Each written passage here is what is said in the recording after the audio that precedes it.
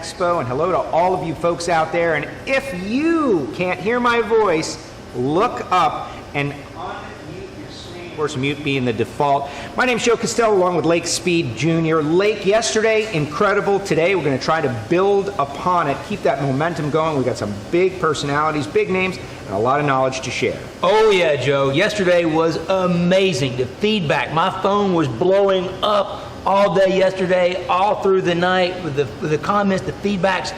This is fantastic, mind-blowing, ready for more. And like you mentioned, we've got the best of the best. We're here yesterday, and it only gets better today. Warren, the Professor Johnson, is on his way from Buford, Georgia, will be here live, sitting with me and you today. Can't wait to pick his brain. Mind-blowing, six-time champion, first pro stocker over 200 miles per hour. WJ got a book coming out real soon. Got some nuggets we're gonna share. And the thing about Warren is he's got this rep as this, obviously the professor, right, but a bit of a stern guy. But this guy's he can be a jokester too, the more that you know. And to see him in his true domain, that's what's going to be very interesting to me. So that's going to be coming up around midday. We want everybody to be logged in all day long, but also not just Warren. We've got another, if he's not legendary enough, we're going to go back to another era. Ed Pink. I mean, he's a legend. I remember as a kid, my first drag race, my dad took me to Jackson, Mississippi, Jackson International Raceway, seeing funny cars do nighttime qualifying. Wow. Which is the coolest thing ever, by the way. Ever, yes. I mean, nitro qualifying at night is just the greatest. We need more. And I was always into that. And of course, Ed Pink, he's synonymous with horsepower. I mean, he's the guy. Yeah. And then in my career, be able to get to know Ed on a personal level, and have dinner with him, and him text me and say, happy birthday and things like that. That's incredible. For him to be here, he's not to physically be here because he's in California, and we're all together virtually. Right. So technically, he's not here, but he's going to join us. He's going to join us, and that's going to be really awesome. Is to be able to have Ed, and as we've talked to him before, on the Hidden Horsepower podcast this year. Available on Apple Podcasts and Spotify, by the way. And the Ed Pink episode was the most popular episode that we had this year. Yes. And what I didn't know about it, Ed, the old master, and we all know, I'm reading Snake's book right now, and he talks a little bit about Ed and the whole rivalries and stuff back in the day. But related to the Pink's hot dog. Yes. So, if you've been to Los Angeles and you stood in that 4-hour line to get a hot dog, that was like Ed's uncle. Right, exactly. Yeah, the Pink name just goes about. Amazing. So it's great to have WJ, Ed, but then even better, we're not done, right? That's only halfway through. But that's not all. The star-studded lineup. Exactly. Your Ginsu knives. Get ready for it. Here they come. You've got Billy Godbold, mind-blowing, smart camshaft guy, and then Ben Strader, another just lights-out guy. Ben was on a couple of the videos yesterday, but Ben is going to get into the Spintron. Yesterday, when you were doing the discussion with Randy and the balancer, and he's talking about how the harmonics from that crankshaft, if it's not balanced properly, can propagate through the whole engine, and you can see that. Well, Ben's going to talk about the Spintron and how you can actually see that. So, coming full circle, the information that we've been able to put together here, and it's not us, right? It's the legends of the industry who are coming together to recognize the need in the industry, that see the need in this moment where we can't physically be together, but we still need each other, that they stepped up, allowed us to come into the shops, took that time to create this kind of content, and then share it with you. Hope everyone's enjoying it. I'm blown away. Well, the numbers yesterday were great. Not that matters, because most people are going to watch this after the fact, and that's a great reminder to everybody out there. You can still invite your friends. They can still register. Of course, it's free, and it's just as easy as taking the link, Engine Performance Expo, popping it into an email or your social media, say, hey, friends, check this out, and then they'll be able to go back and watch and see all the different things. This is the racer mentality put out before everyone to see. We've adapted. We were given a situation that prevented us from doing what we normally do around this time of year, the trade shows, the getting together. And what we did, we thought about it. Many great companies came together to enable us to learn, and that's what's happening. And I'm learning. It makes me want to go build an engine. Oh, God, yeah. I'm excited. And the cool thing about, like you said, is that while this is live right now, so much of this is pre-recorded and available already. I mean, all of yesterday's videos are available for on-demand right now, that this lives on. So if you miss something, you can hit the back button. Well, the engine balancing yesterday, that was a lot of information, and to just consume it. And I've done many trade shows, working at the National Hot Rod Association, doing my WFO radio podcast. I spent the last 10 years, I've gone to the trade shows and love it. But at the end of the day, you're like, what was that? Who said that? What was the situation? Where was I? Because it all blurs together. Now you've got a document, for the most part, a digital document that you can go back, you can access, you can think about it, you can watch it again and again. And that's why I think this is, it's not only the future, but it's maybe even a step forward in terms of learning information from others. And our guest today, that's going to live forever. Oh, I agree 100% that this has forced something new, but that it's not just a workaround. This is an evolution. Yes. It is the next step, because this is complex stuff. And we were talking about balancing, Randy was talking about the old way having to do the mental calculus, and the fact that the machine can do it for you. Okay, that's great. But there's still all those steps. Just like, what's his name from yesterday that was doing the blocks? Yes. Embry. Embry, yes, thank you. So we're not perfect. A miracle just happened. I just remembered a name from yesterday. So, wow. So, Embry was back there going through the steps.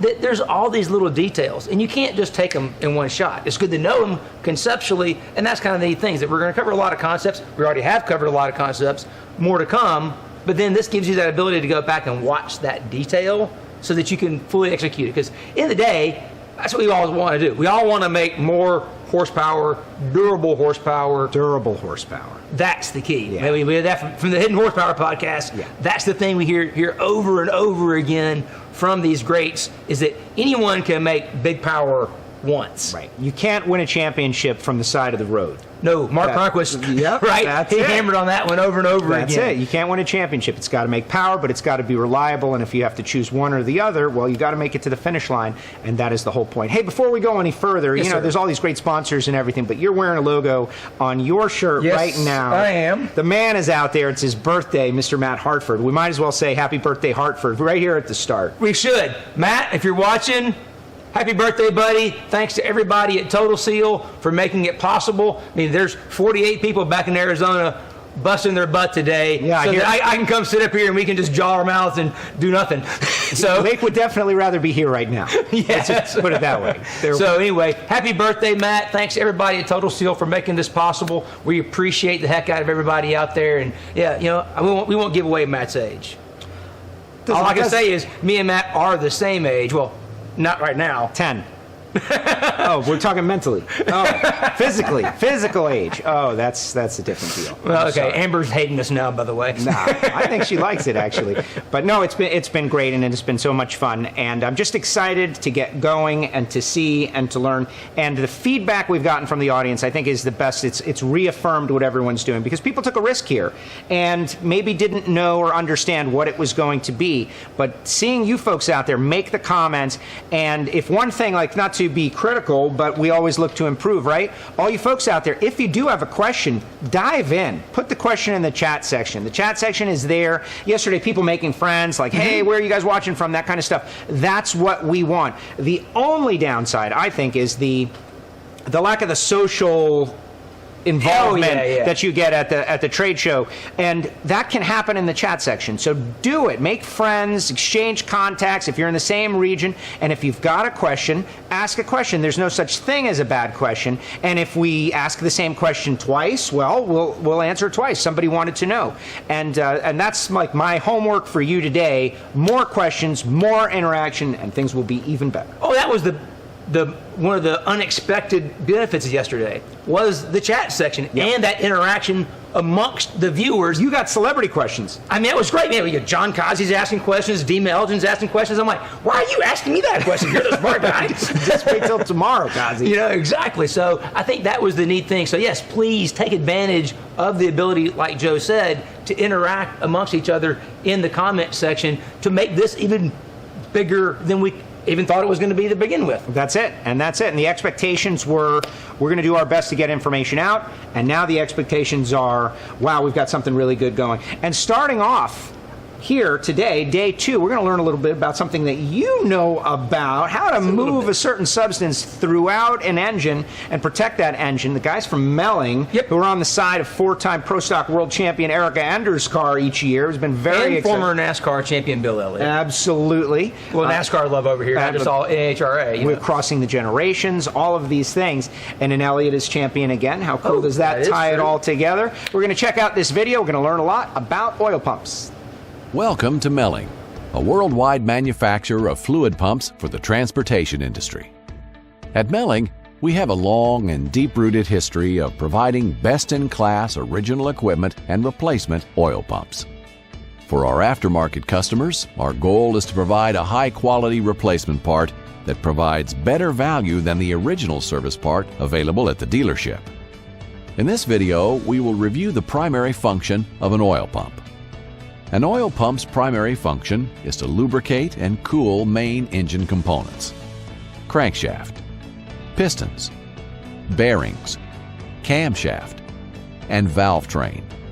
Secondary functions assist the other engine components: displacement on demand, variable valve timing, timing tensioners, and piston cooling. To access the oil in the sump, most oil pumps utilize a pickup tube assembly. You can see how the wire mesh screens out large contaminants which could lock up the oil pump. When an oil pump works correctly, it creates a partial vacuum on the inlet side of the pump. Atmospheric pressure pushes the oil through the pickup tube assembly and into the pump. A set of gears or rotors uses rotational energy and moves the oil from the inlet side to the outlet side of the pump. The flow of the oil is then discharged out of the pump, where it meets the resistance created by the bearings in the engine, and the system becomes pressurized. This is what creates the oil pressure found on the gauge on your dashboard. Oil pumps operate with unfiltered oil, because the oil filter is always located after the pump. In some designs, the oil filter adapter is integral to the oil pump. In many engines, the oil filter attaches directly to the engine block, or a filter adapter which is mounted to the engine block. Ports are the passages in the pump which deliver oil to or expel oil from the rotor or gear set.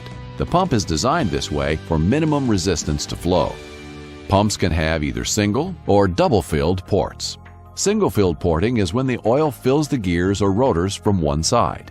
Double-filled porting uses oil from both sides, and the ports in both the body and cover are active. Most oil pumps have a built-in pressure relief valve. At low speeds, the entire flow of oil created by the pump is delivered to the engine. At higher engine speeds, the pressure relief valve activates to regulate the amount of oil delivered to the engine.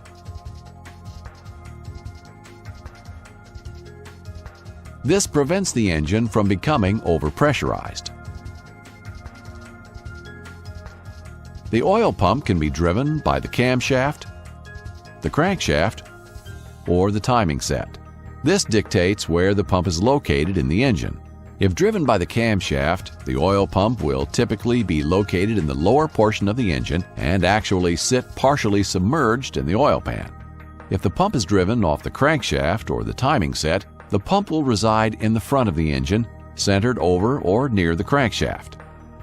The oil pump is held to the engine using dowel pins, hollow sleeves, or drilled holes, which keep the pump in the correct location for operation.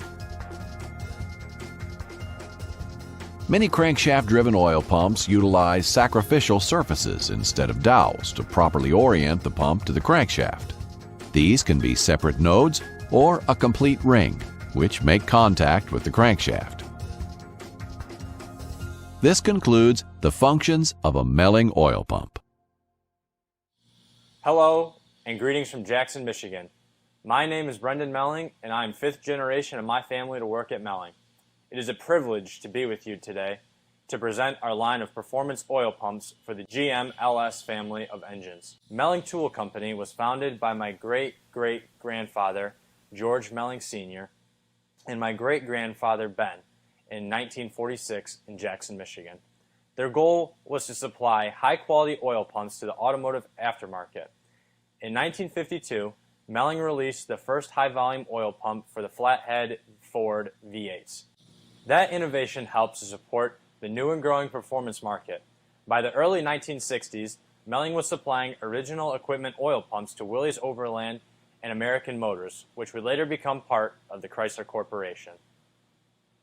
During those early years of the company, the Melling family recognized the importance of supplying oil pumps to the three segments of the automotive industry: original equipment, stock replacement, and performance.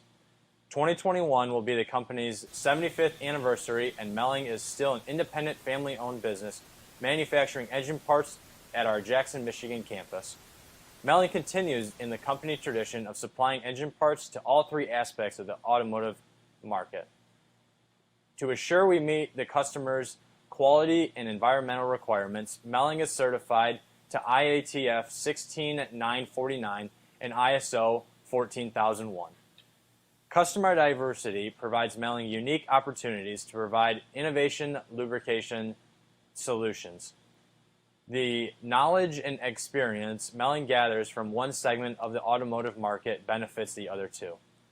OE programs require innovation and advanced R&D testing capabilities to develop and validate new oil pump design.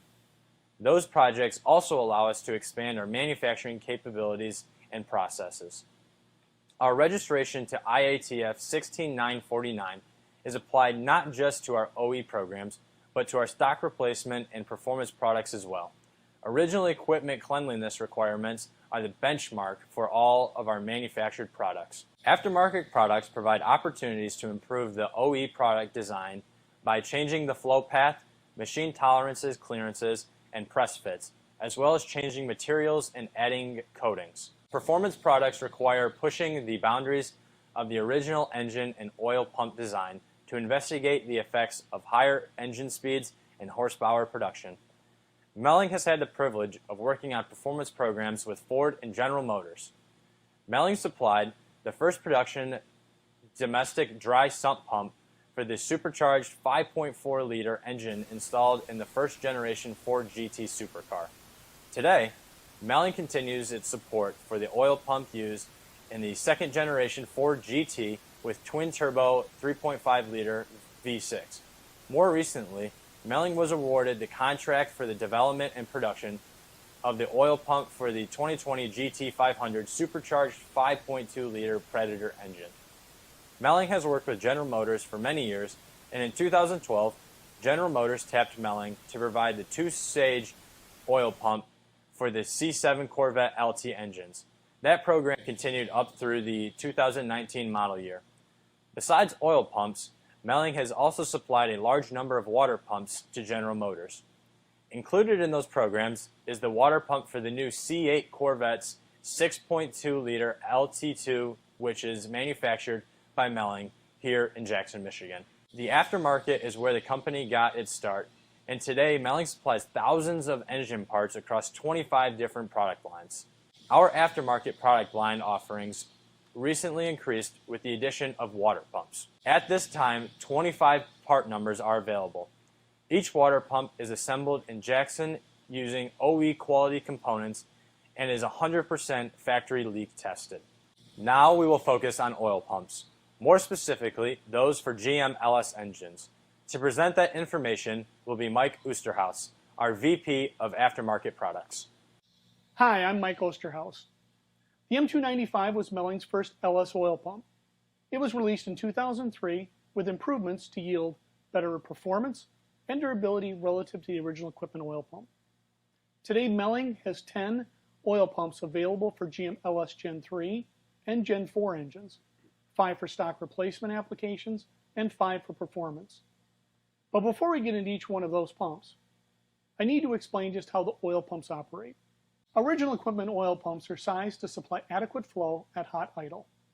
The oil pump provides a flow of oil, and the engine provides resistance to that flow, which results in oil pressure.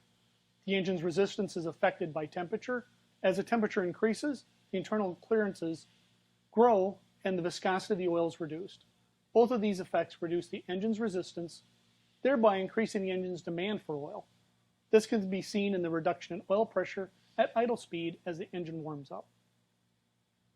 Like most automotive oil pumps, the GM LS pumps have an internal bypass to regulate the excess oil flow back into the inlet port. This is to avoid overpressurizing the engine. But doing this also has the advantage of increasing the absolute pressure in the inlet port. The result is that the redirected oil aids in filling the rotor set and postpones the onset of cavitation. This increases the operating range of the oil pump, and we refer to this as supercharging the inlet.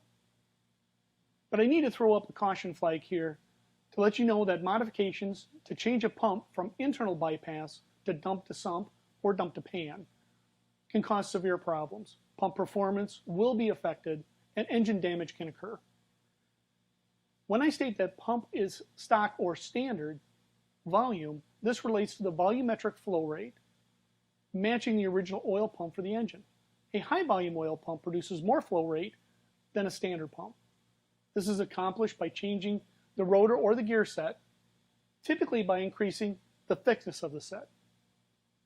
A high pressure oil pump indicates that the oil pressure required to open the pressure relief valve has increased relative to the original design. To do this, the design of the pressure relief spring has changed to apply more force to the pressure relief valve. So an oil pump can be both high volume and high pressure as it relates to the original oil pump. A high volume oil pump will provide more oil flow to the engine across the engine's operating range, idle to redline.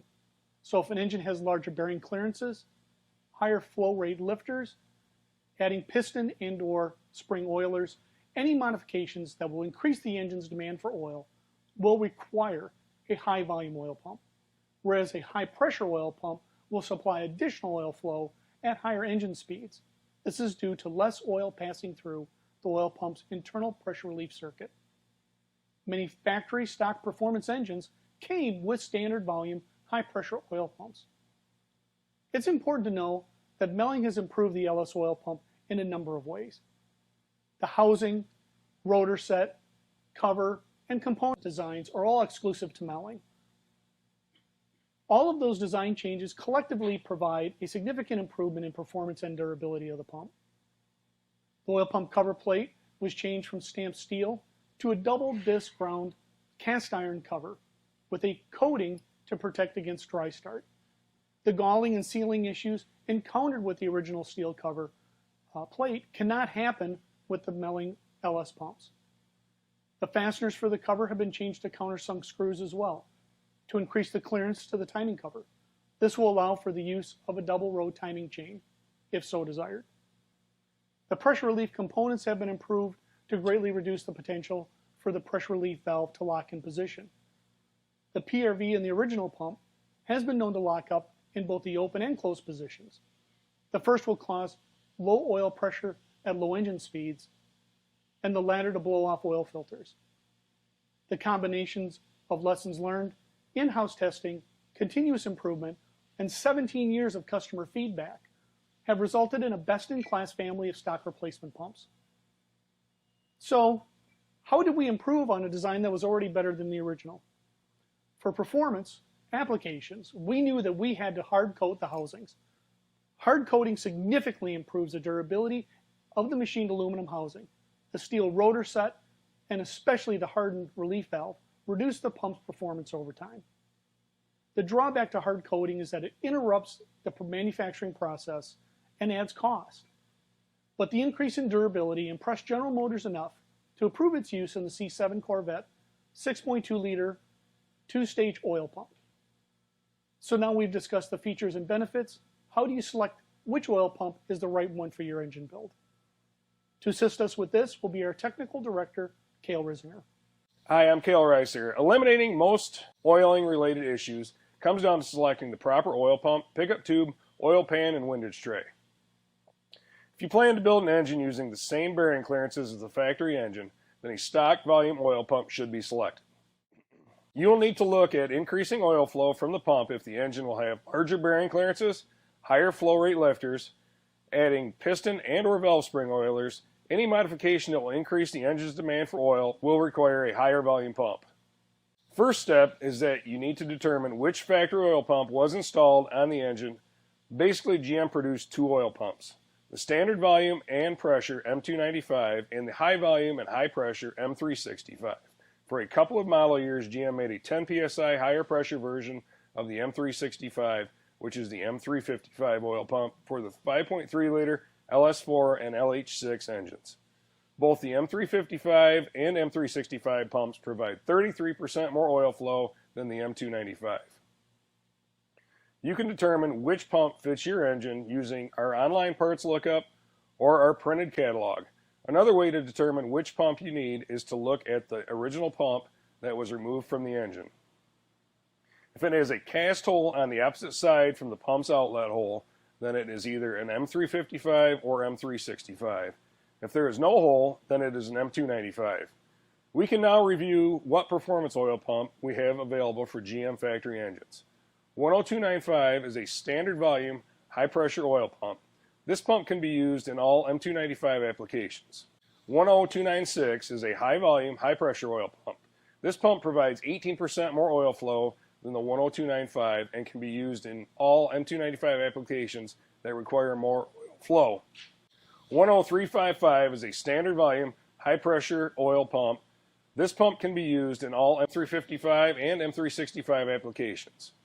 The 10355 pump produces 33% more flow than the 10295. 10355 HV is a high volume, high pressure oil pump. This pump provides 20% more oil flow than the 10355 and can be used in all M355 and M365 applications that require more oil flow. All of these performance pumps come with a 10 psi higher pressure spring installed.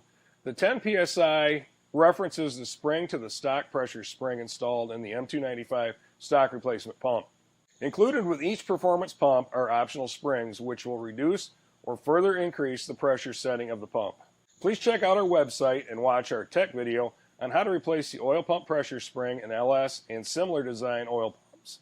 We now need to review oil pump selection for aftermarket engine blocks. Aftermarket LS engine blocks typically have priority main oiling, which refers to how the pressurized oil is distributed in the engine block. Factory engine blocks distribute oil from the lifter galleys down to the mains.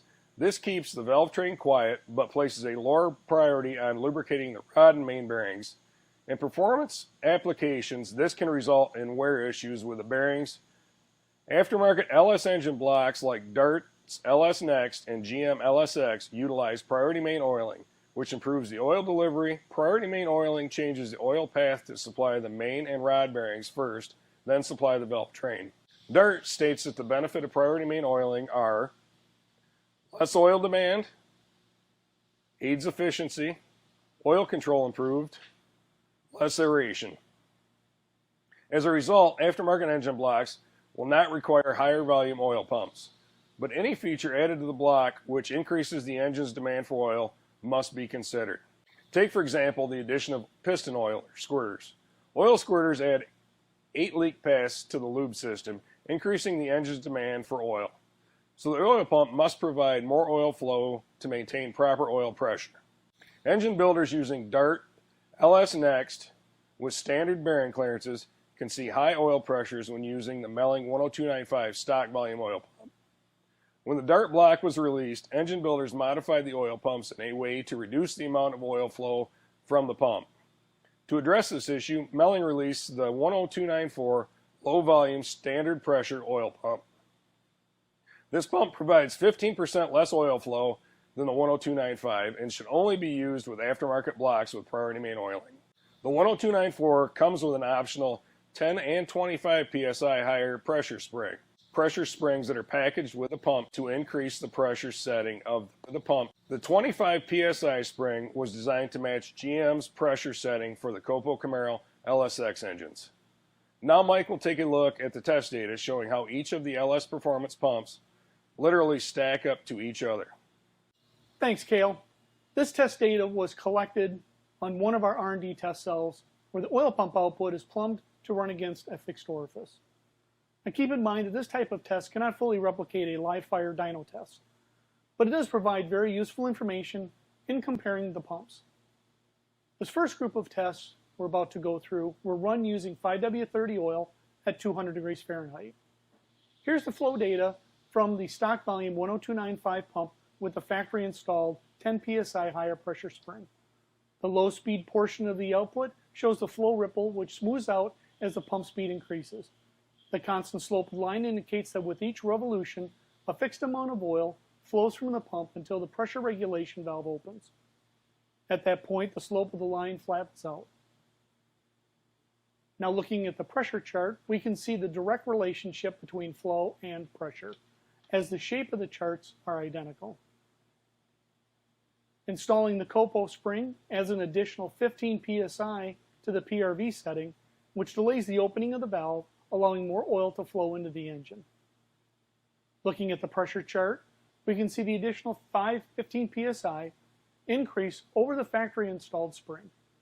It is important to recognize that the performance of the pump has not been changed at lower engine speeds.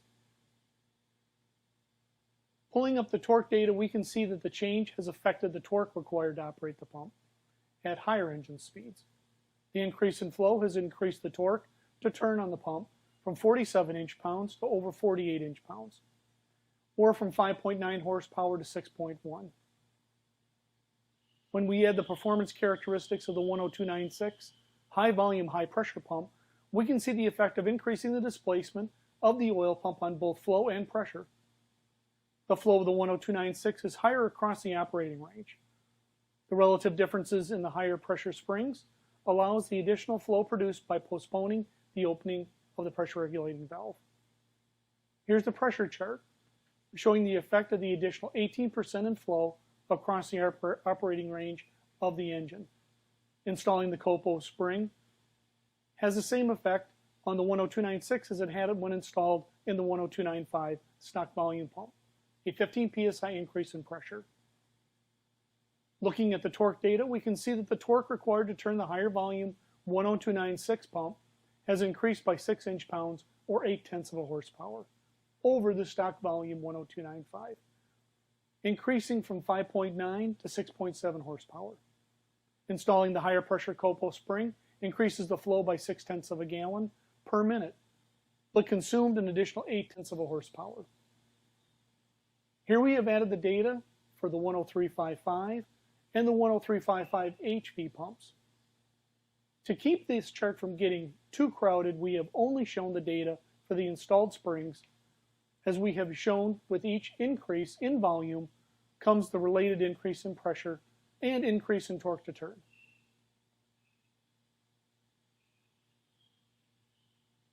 Missing from that comparison was the 10294 low volume pump for the engine blocks with priority main oiling. We know that some engine builders use the 10295 in those engines. What we have here is a comparison between the 10294 and the 10295 pumps. The flow chart shows the two pumps with the installed 10 psi higher pressure springs and the 25 psi copo springs. The 10294 has a reduction in flow across the RPM range when using the 10 psi higher pressure spring, which comes installed in the pump. We know that for some engine builders, they like to run their engine temperatures on the cool side with thicker oil. So we ran the same test with these two pumps using 5W50 oil at 100 degrees Fahrenheit. There's a drop in the flow of about 0.3 of a gallon per minute. Looking at the pressure chart, it shows an increase of about 4 psi. An increase in torque to turn of 18 inch-pounds or just over 2 horsepower. Now I know that this is a lot of information to take in just a short amount of time. The Melling website contains a great amount of information for your research needs. If you have not had the opportunity, please refer to our Learning Center posted there to review our tech videos on all these oil pumps presented here. Also available are videos on how to install and properly prime an LS oil pump, which are important to watch as well. Hi, I'm Mark Melling, the CEO of Melling Engine Parts, and I'm here with my son Brendan. And I just want to take the time to say thank you very much for stopping by and watching the presentation of all our parts that are made here in the United States. You know, we're a family business, and the guys that came before us introducing all these parts, We feel like they're part of the family too here in Jackson, Michigan. We're really fortunate to have a great bunch of employees. And, that's all you can say is we're really blessed. And we say thank you very, very much for stopping by. And thank you for considering Melling as your engine part supplier in the future. Hello and welcome back to the Engine Performance Expo studio. I'm Lake Speed Jr. and we're joined live virtually by Mike Osterhaus and Cale Rissinger at Melling Engine Parts. How you doing, guys? Good morning. Morning. Good morning. Very good. So I have to admit, watching that video made me feel really old because I remember when Brendan was born. So for those who don't know, my dad actually drove for the Melling family, and I used to actually work for Melling Racing as well. So this is somewhat of a family reunion a little bit. I've known Mike and these guys for a long time. So yeah, watching that video and seeing Mark and then seeing Brendan made me feel very old today, just by the way. So we're actually talking about one of my favorite subjects, which is oil and oiling system. And for those who are watching, oil is one of these subjects that's hotly debated on the internet. And we're not going to get into oil chemistry today, so don't worry about that. But really the goal of oil is lubrication. That's the point. And the video pointed out that the job of the oil is to cool and to clean, and also transfers power, which we're going to spend a lot of time today talking about in this section, about those other roles of the oil beyond just being a lubricant. But we can't ignore the oil being a lubricant. Proper lubrication can be defined as having the right oil in the right place, the right time, and the right amount. And that's where you guys come in with the oil pump, because if you can't get the oil where it's supposed to be on time and enough of it, we're going to have a whole lot of problems. So one of the things that's kind of developed, and you touched on it a little bit in the video, is the modern engine designs, like the LT engine, for example, that you guys were showing in the Corvette engines.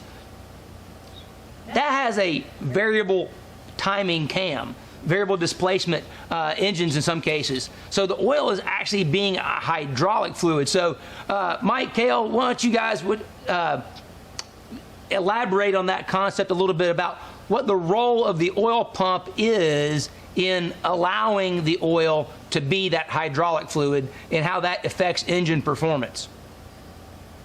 Yeah, that's one of the things that's really become very important in late model engines.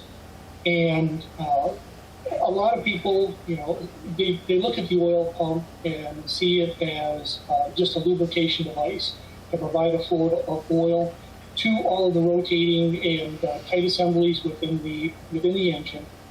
But it also is basically supplying hydraulic power to tensioners in the timing set, to your VVT for the lifters that have displacement on demand, active fuel management, or MDS, as far as the different terms that each one of the manufacturers use.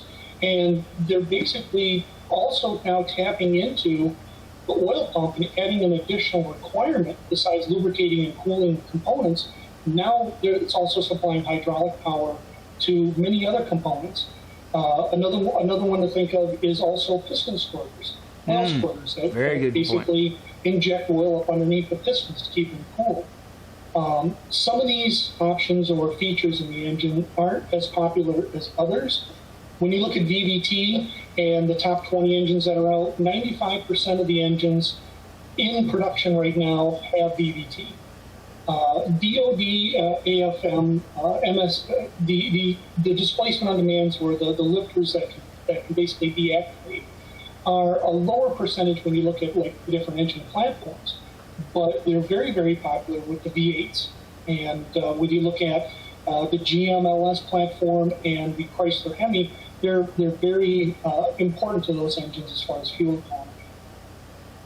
Oh yeah, so I mean, you mentioned one thing that really I hadn't really thought about, but was a great point, was the piston oilers, and that when you get into the direct injection engines, which we know direct injection engines are more and more popular all the time, especially turbocharged DI engines, because direct injection engines have a higher compression ratio, that piston cooling is really important. So I said we weren't going to talk about the oil itself, but we're going to end up talking about the oil itself for a little bit. Talk a little bit about oil viscosity and its relationship to flow. I know we're going to open a can of worms here, but we got to go ahead and do it, because I hear it all the time that I got a high pressure oil pump. And you guys talked about it in the video. The oil pump does not make pressure. It makes flow. It's the resistance to the flow throughout the system that generates system pressure. And of course, the pressure relief valve is what's regulating that pressure. And then oil viscosity plays a role in resistance to flow. So let's go down that road a little bit and elaborate. You guys are hearing the calls from the customers all the time. What do you see as the number one issues that come up related to we'll call it the misconceptions about pressure versus flow?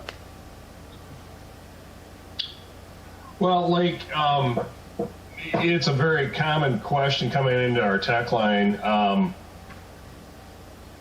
oil pressure, it's got to be a bad oil pump. That oil that pump is essentially just moving. You can almost look at the engine as a fixed orifice. That pump is just supplying a flow of oil at that fixed orifice. In that orifice is what's going to create your pressure. That's probably the biggest misconception, is that a pump produces pressure. That's a very common question that we get into our tech line. Well, I think the video did a great job of demonstrating that if you take a late model engine that's designed for, say, 5W30, and that's where the bearing clearances, the size of the oil pump, the pressure relief valve is set for 5W30 viscosity, and you open up those bearing clearances, it's going to flow more oil, which is going to be less resistance, which means you're going to have a lower idle oil pressure because of that. So I think that's, again, the video did a great job of elaborating and showing that, but we did want to touch on that. What are your guys' thoughts about, say, for a late model vehicle, well, I'm going to race my car on occasion, I'm just going to put 20W50 in it without making any modifications to the oiling system? Well, in that instance, you could end up with higher pressures due to the increased viscosity. A 2050, I really don't see the need for that heavy of an oil unless you've got a really wide bearing clearance, or you're running, a really high cylinder pressure or something along that line. I think that's one of the biggest misconceptions. If you look at drag racing, NASCAR, the new trend is to go to a lighter oil. You've got less rotating resistance. The heavier viscosity, I think that's kind of becoming a thing of the past, to be honest with you, in a lot of people's eyes. Well, I think, from my personal experience, a higher viscosity oil is really only required, like you mentioned, when you're running higher levels of boost, higher cylinder pressures, they're going to create additional load on the crank. So all things being equal, if an engine was designed to, say, run on 5W30 and you increase boost, say you go up, add 15 pounds of atmospheric pressure to it, now you need to go to maybe a 5W40 or 10W40 viscosity to offset that increased pressure. More commonly, the issue is going to be running E85 or ethanol, methanol, those kind of applications where you have more fuel wash, which we talked about a lot yesterday in some videos, that increased fuel dilution is going to reduce the viscosity of the oil. So really, if you're going to that kind of fuel, you're just, by going up in viscosity, you're really just kind of neutralizing the fuel effects.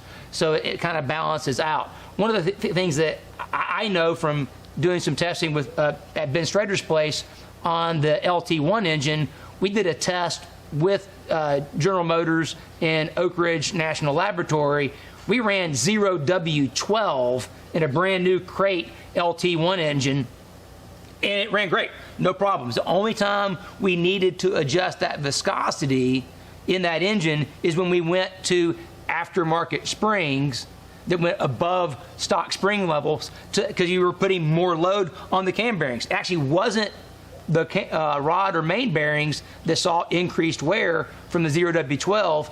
The only time we saw increased wear with the 0W12 is when we changed the valve springs, and then we saw increased cam bearing wear.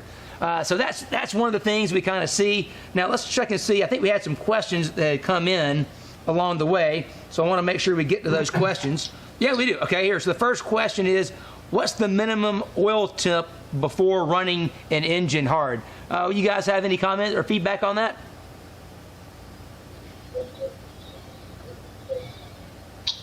You know, some of the pro stock guys are looking at 100 degrees of engine temperature. You know, that's what they want at the starting line. As far as a minimum temperature before running an engine hard, I don't know as though there is a specific number. I would think for an everyday daily driver, you know, or something you wanted to live, I'd want to be at normal operating temperature, you know, in that 160, 180 range. I agree with that. That's a good number. I know a lot about oil flow. So when you get oil temperature up to around 160, 180 degrees Fahrenheit, you have sufficient oil flow to get the job done. Obviously, like you said, the pro stock guys, they're in a whole another ball game by themselves. The low viscosity oil they run is designed to operate at that temperature. So let's get on to another question here.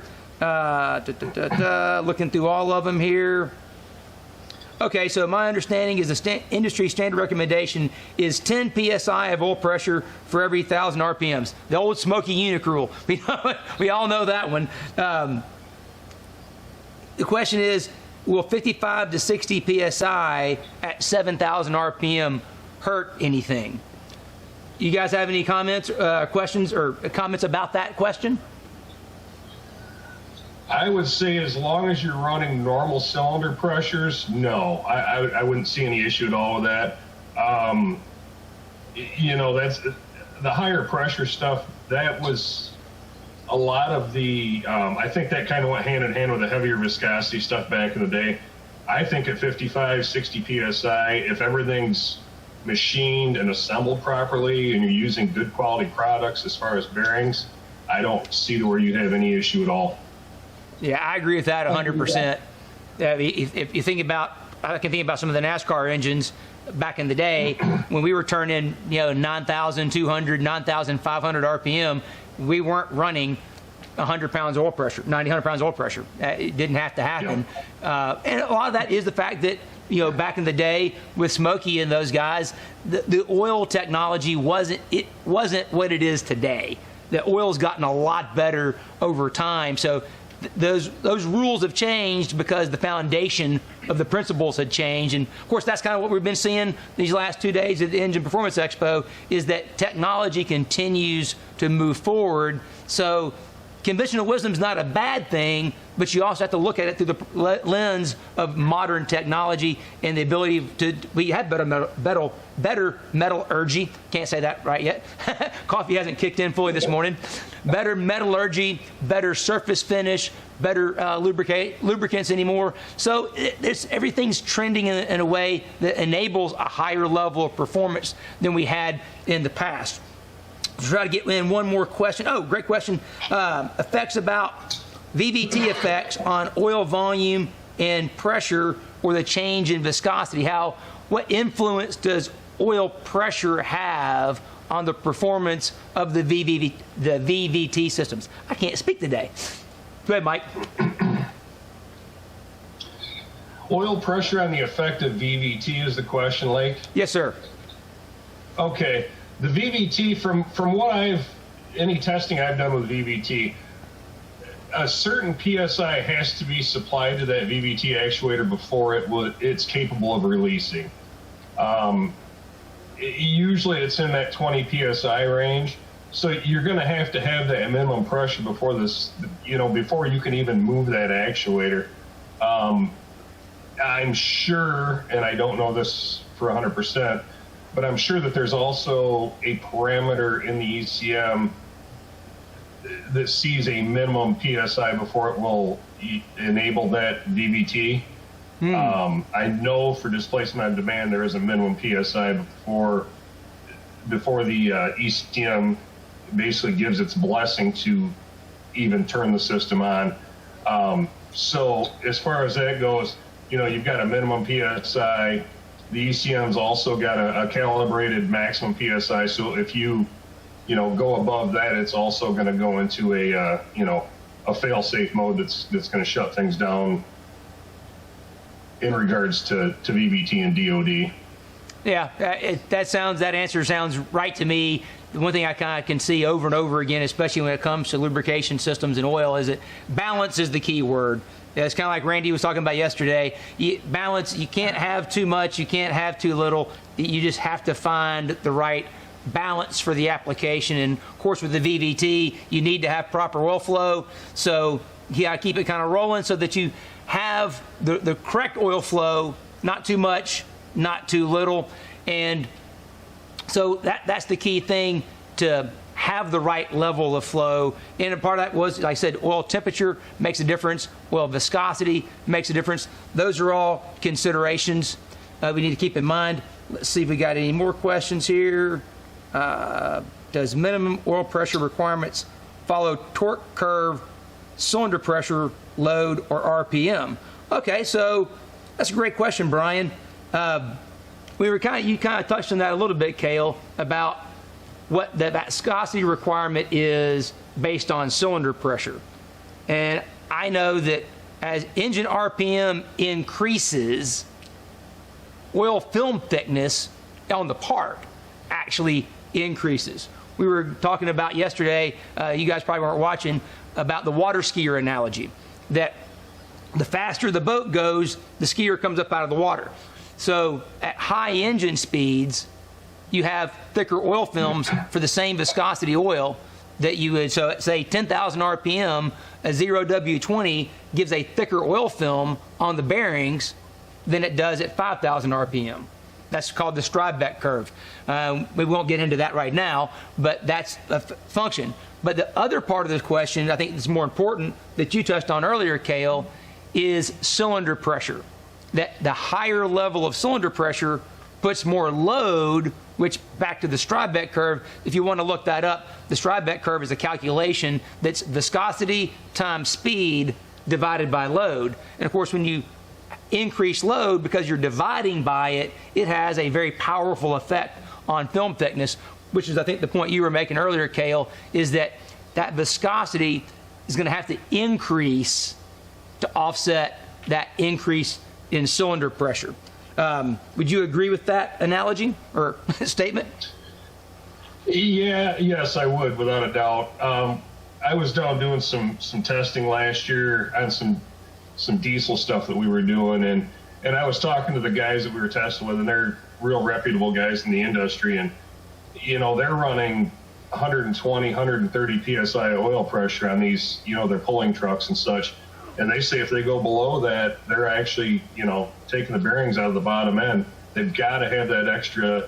You can almost look at that oil as a spring almost in there to try to, with those high pressures, to try to keep that, that crank off from the bearings, or the rod off from the bearings, the cam off the bearings, whichever piece of the rotating assembly we're talking about. Yeah, it definitely seems the boosted applications like that, where they're making big power, that there is a function of oil pressure that's different than what you see in a naturally aspirated engine.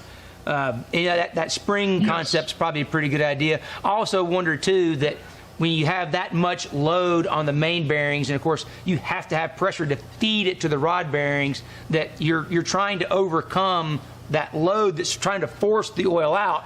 You have to have pressure to force the oil in, back to right oil, right place, right time, right amount. Let's try to get to one last question before we have to go to the next video, which is coming up very soon. A comment here was that Ford uses a minimum oil temperature before VVT is actuated. So that makes perfect sense. So Any other questions here? Oh, can I have too much oil pressure? Oh, yes, I think you can have too much oil pressure because you can generate too much heat. So, guys, we're out of questions. We're almost out of time. We really appreciate you guys joining us today. Thanks for the video. And now we're going to throw it to the next tech chip, appropriately from Driven Racing Oil. Hey all, Kyle Fickler and David Chamberlain with Driven Racing Oil. Driven Racing Oil pioneered the concept of break-in oils, but if you follow our email tech lines, our phone lines, or attendance at shows, we still probably get more questions about break-in oil than any other product, really. Yeah. That being said, what's the purpose and why do we have break-in oils? We have a break-in oil because essentially it's the engine run-in time is the last machining process of the engine build. And the break-in oil helps to chemically promote that correct surface area to have a successful lifespan for not only the cam and lifters, but some of the other boundary area lubricated parts, and also to help promote proper ring seal. So you mentioned cam and lifters, and in my experience, and as I recall, the reason for the break-in oils was there was an identified need for more zinc. They had pulled so much zinc out of the oil for EPA reasons that needed more zinc back in the oil. I see a lot of zinc additives out there. Why not just add an additive into your existing oil? Yeah, sure. So it's a little bit more complicated than just adding an additive. Whenever we blend an engine oil, whether it be one of our break-in oils or one of our race oils, there's a certain blend order that those components, the detergents, the zinc, the base oils, the viscosity modifier, there's a certain blend order that those have to be put into the blend in. And along with that, they also have to be put in and blended at a certain temperature. So you wouldn't want to just add a zinc additive to your crankcase, because more than likely it's not going to mix in. It's not going to mix in right away. It's going to take some time. And then the second piece to that is you're kind of playing chemistry Russian roulette. You don't really know how that zinc additive is going to mix with that particular off-the-shelf engine oil or whichever oil you have. And you might end up causing more harm than good. You may end up having too much zinc. There's a certain balance to where you want to have just the right amount of zinc. So the development of the early break-in oils was really around flat tappet camshafts. We jump forward to today, there's a lot of hydraulic roller applications out there. Why do I still need a break-in oil with a hydraulic roller application such as an LS motor? Sure, so let's say it's a high-performance LS, turbocharged LS engine, you've increased spring pressure. Well, with that added spring pressure, a typical API off-the-shelf engine oil with 800 parts per million or less ZDDP isn't going to do the job. With that added spring pressure, you're creating more load, and that's a boundary area lubricated part. And the only thing that's protecting it is the anti-wear additive, and that's the ZDDP. So you still need to have a higher ZDDP level with a roller camshaft. And in the case of braking, you need to have the proper additives, the proper ZDDP level for promoting that correct surface area, that contact area during the initial break-in. So that's interesting about the hydraulic rollers and how that's kind of changed the landscape a little bit of the need and understanding for break-in oil. So we've got our BR30, our BR40, our BR, our DBR. Last fall we introduced a whole new line of oils, our GP1, and you added a break-in oil to that. Why is that, and what's it for? Yeah, so when we initially started teasing the GP1 line to our customers and kind of doing a pre-release, right away we got a demand for a break-in oil in that line with the Pennsylvania base stock. So we came out with the GP1 break-in 30, and we found some, with those characteristics of the Pennsylvania base oil, those are very applicable to a break-in oil as well. And that Pennsylvania base oil just has some inherent lubricating properties by itself, some anti-wear properties by itself prior to adding a ZDDP additive. So we did a test last year where we sent out the Pennsylvania base oil Group 4 synthetic and a Group 5 ester synthetic base stock to an independent lab, and we did the 4-ball wear test, and all the same viscosity across the three of them. And what we found was that the Pennsylvania base oil, standalone without any additives, beat them all as far as from an anti-wear standpoint. In one case, it was the wear was cut in half with the Pennsylvania base oil. So pretty phenomenal results there. And what we can see with the Pennsylvania base oil is it just helps disperse that additive package a little better, a little bit more evenly, just because of the balance and polarity. And that helps both for ring seal and for flat tappet cam wear. Fantastic. And you've added to the break-in GP1 line as well? Yep. So we're coming out in about the first quarter of 2021. We're coming out with a GP1 2050. Obviously, with guys running looser bearing clearances, there's a need for a thicker break-in oil in the GP1 line. So we're coming that, and we're constantly trying to improve. So that's what we're trying to do. We don't want to eliminate what we've already got because it's proof positive, tested, it works, but we just want to continue to add additions to our line and improve technology. Folks, that's just an introduction to break-in oil. If you have more questions, give us a call, shoot us an email at tech@riverracingoil.com or visit us at riverracingoil.com.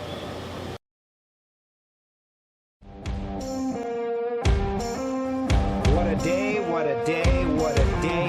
Yeah, my brain is swollen. I've learned so much today. They told us, don't start cars. We are not going to listen.